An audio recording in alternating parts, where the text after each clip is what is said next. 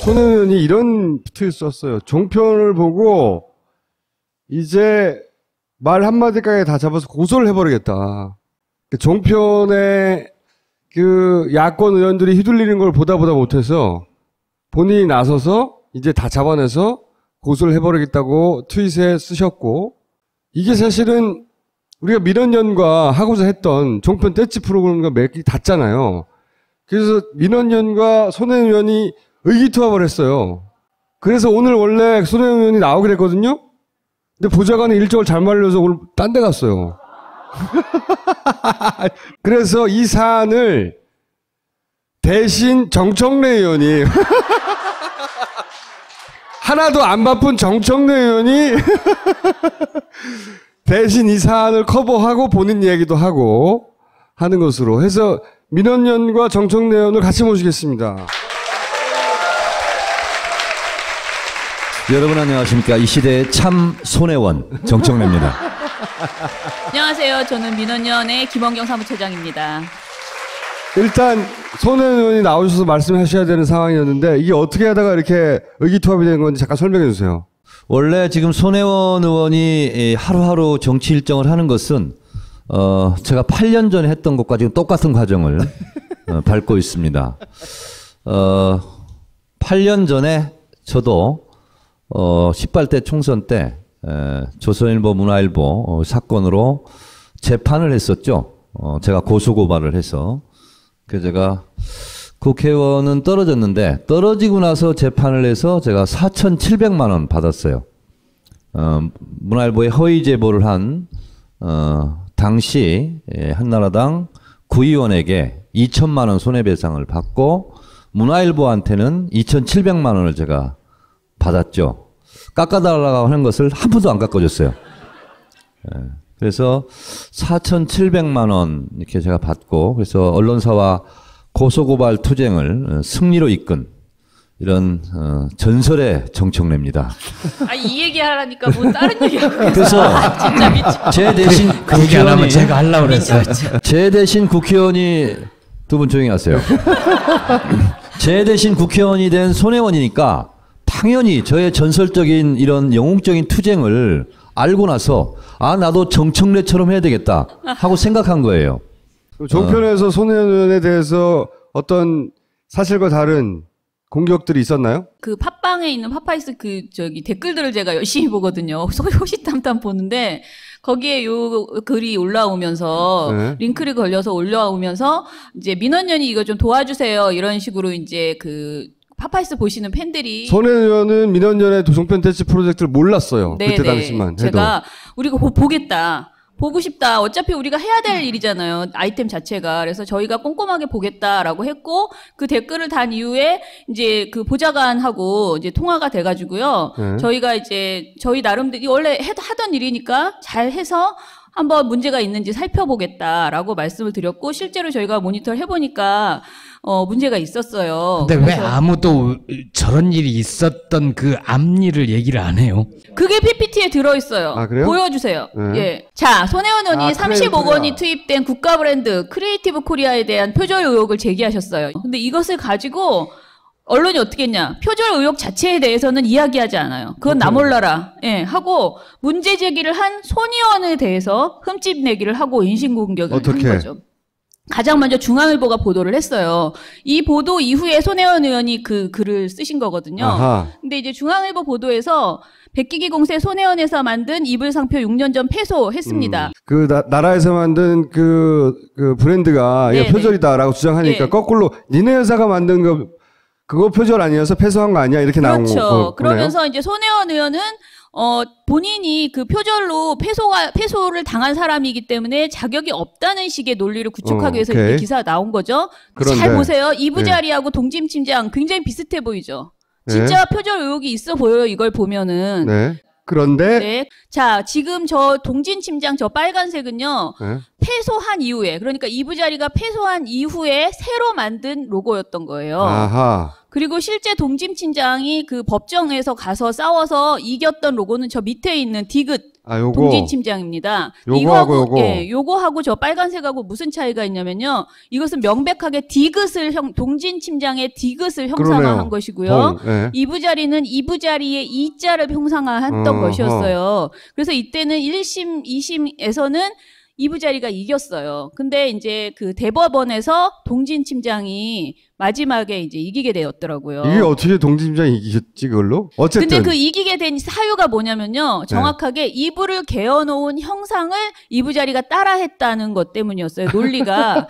근데 그게 굉장히 어쨌든. 기발한 논리였던 게 그전에는 디귿과 이였기 때문에 표절을 인정되지 않았는데 아하. 동진침장은 이제 디귿을 완전 포기하고 이건 우린 이부를 갠 모습이었다. 아하. 그런데 이부자리도 이부를 갠 거를 형상하지 않았느냐. 이렇게 해서 어쨌든 이 디귿과 이거면은 표절이 아니라 해석의 문제도 그렇죠. 완전히 달라질 수 있는데 네, 어쨌든 네. 중앙일보에서는 마치 이거를 표절해서 예. 애초에 저거 두 개가 표절이 됐던 것처럼 굉장히 큰 오해를 낳을 수 있는 사실관계가 보도를 한 완전히 거죠. 다르네요. 네네. 손혜원 의원 측에서 이것에 대해서 항의를 했어요. 그랬더니 바로 당일날 2시 30분에 첫 기사가 올라오고 15시 11분에 기사를 수정합니다.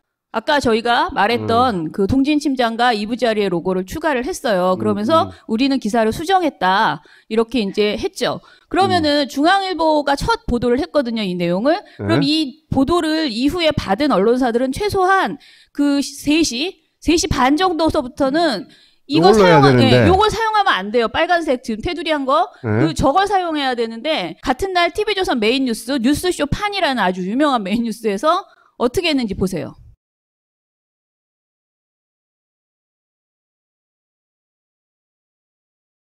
국가 브랜드 표절 논란을 제기한 더불어민주당 손혜원 의원도 로고 표절 소송에 휘말려 패소했던 것으로 드러났습니다.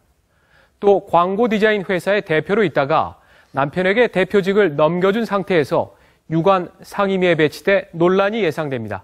침구류 제조업체 동진침장의 회사 로고입니다. 이불을 개놓은 모양을 본뜬 것으로 지난 2001년 특허청에 상표로 등록했습니다. 그런데 2년 뒤 경쟁사인 이부자리가 비슷한 상표를 등록합니다. 교묘한 사실 왜곡이네요. 예, 중앙일보가 정정을 한 게 3시인데 이거는 저녁 8시에 한 보도거든요. 그러면 당연히 반영했어야죠. 그러니까 제가 쓴 게 게으름이냐 악의적인 의도냐 그건 알 수 없다는 거고요. 또 하나는 채널A에서는 이 사건이 뭔지 너무 복잡해서 이해를 못 하시나 봐요. 그래서 막 굉장히 복잡하게 사실관계 파악이 안 되는 그런 보도를 했습니다. 그래서 한번 보세요. 이슈가 된 건데요. 이 위에 게 이부자리 이 로고가요. 손혜원 의원이 2002년에 만들었던 로고입니다. 이 이부자리의 이예요. 이부를 말아놓은 것 같은 이런 모양을 그려놨는데요. 2010년 이 동진침장이라는 곳에서 비슷한 로고가 등장을 했습니다. 이 동진침장 역시 이불 브랜드인데 디귿을 형상화했다라고 알려져 있습니다. 워낙 모양이 비슷하다 보니까요. 서로 상표권을 가지고 소송을 붙었는데 대법원에서는 이부자리의 상표권 등록이 무효라고 판결을 내렸습니다. 횡설수설합니다. 내용 파악은 정확하게 못한 채 일단 까야 되니까 까다가 자, 다음 장 사실관계- 보면요. 네. 제가 내린 결론은 아니죠. 악의적인 말장난이 있어요. 손 의원에 대해서 부정적인 이미지를 더 씌우기 위해서 갑자기 난데없이 절도 불륜 얘기를 합니다. 보세요. 근데 이제 문제는 절도의 그 전과가 있는 사람이라 하더라도 도둑질은 나쁘다라고 분명히 얘기할 수 있어요. 비판할 수 있고. 하지만 서영교 의원도 그렇고 손혜원 의원도 그렇고 이런 비판을 받는 이유는 자기 반성이 없다는 거죠. 자기 반성이 없다. 예, 내가 하면 로맨스고 남이 하면 불륜이고 그 불륜에 대해서 아주 정말 지나칠 정도의 비난을 가하고 하니까 결국 이런 역풍을 맞게 되는 거다라고 그렇게 생각을 합니다. 표절의 의혹을 제기할 자격이 없는 사람이 이걸 했다. 이런 말을 하고 싶었던 거죠. 네. 이 대목에서 네. 특허청 상표 등록을 할 때요. 표절 같다 그러면 안 받아줍니다, 일단. 그래서 특허청에서 일단 받아준 거예요. 네. 손혜원 의원의 말은 이거예요. 그 이부자리에서 우리가 소송에 대해서 적극적으로 방어를 못해서 이런 결과가 나와서 미안하다라는 거였거든요. 그 완벽하게 표절이었다 어쨌다 그러면 거래를 끊어야 되거든요. 근데 거래를 계속 했다는 거죠. 그 이제 그런 부분. 그 다음에 또 있어요. 또 있어요? 예. 자, 문재인 퀴즈를 조심해라라는 내용으로 또 비판을 합니다. 그래서 초선 의원들이 이제 자신의 존재감을 각인시키기 위해서 무리한 주장을 하고 있다라는 평가를 합니다. 그래서 초선 의원들에 대해서 이제 뭐 비난하는 보세요. 니까요, 글쎄요. 예. 조홍천 의원, 표창원 의원, 손혜원 의원까지 문재인 전 대표의 퀴즈들이 구설에 오르고 있어요. 한 방 터트려야겠다 이런 마음 때문일까요? 그럴 겁니다. 제가 볼 때 뭐 손혜원 의원이 표절론을 주장했던 크리에이티브 코리아, 지금 손혜원 의원이 지금 표절의 대상으로 오른 이부자리라든가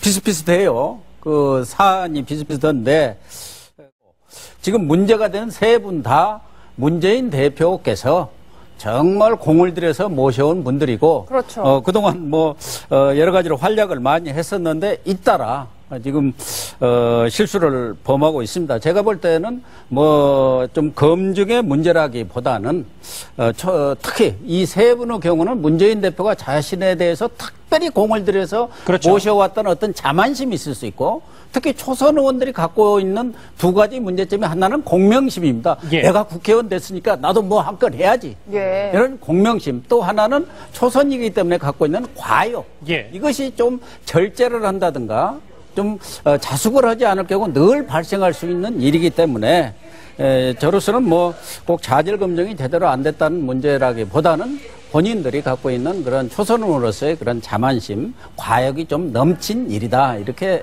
해석이 됩니다. 패널로서 무조건 비판해야 된다는 그런 자만과 공명심이 너무 뛰어나구만. 종편만 봤으면 네. 자기도 자격이 없는 여자가 막 까불었구만. 이게 그렇죠. 다 결국은 문재인 책임이야.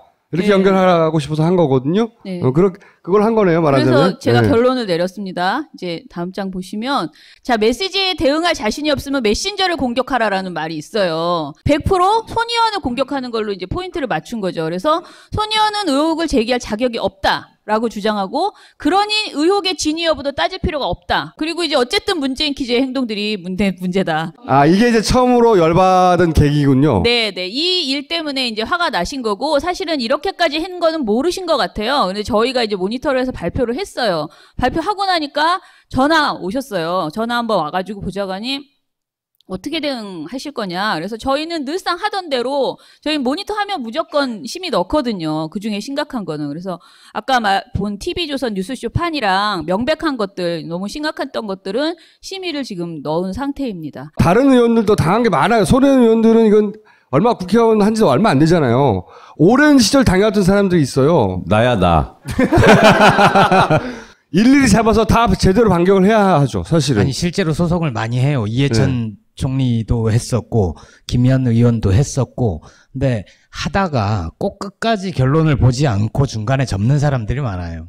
저도 문화일보, 조선일보 재판하는데 1년 6개월 걸렸습니다. 시간이 오래 걸리는 것도 있고 당에서도 야 그거 적당히 그만해라. 해라. 언론하고 그리고 덮지 언론사에서는 말라고. 또 네. 막 압력이 오고. 사실 언론을 대응하는 것과 언론을 홍보하는 것을 한 사람이 한다는 게 사실은 굉장히 모순된 일이에요. 그렇죠. 예. 네. 근데 이제 홍보를 해야 되잖아요. 그러니까 대응하는 데 있어서 주춤하게 되는 좋은 거죠. 관계를 맺어야 되니까 평상시에. 네, 예. 사실은 손혜원 의원이 지금 더민주 홍보위원장이잖아요. 홍보위원장이면 상시적으로 언론을 또 만나고 상대해야 되는 그런 보통 일이 아니에요. 직책이 네. 있거든요. 근데 또 언론을 또 고소를 해. 고소한 그 기자하고 또 밥을 먹어야 돼. 앉아가지고 같이. 그거 되게 힘든 일이에요. 진짜. 힘든 일이죠. 예, 예. 그런데 하시겠답니까? 제가 하라고 그랬어요. 힘든 일 좀 해봐야 된다. 그래야 큰다. 저는 그래서 손 의원이 한 건이라도 제대로 문제 제기를 해서 그것이 진행되는 걸 보고 다른 의원들도 나도 네. 부당한 일이 있으면 참지 말아야 되겠다. 네. 민원 의원과 함께 이런 일을 해야지. 네, 네. 라고 하는 대표 사례가 첫 사례가 됐으면 좋겠어요. 그러게 말입니다. 알겠습니다. 오늘 감사합니다. 네, 감사합니다. 네.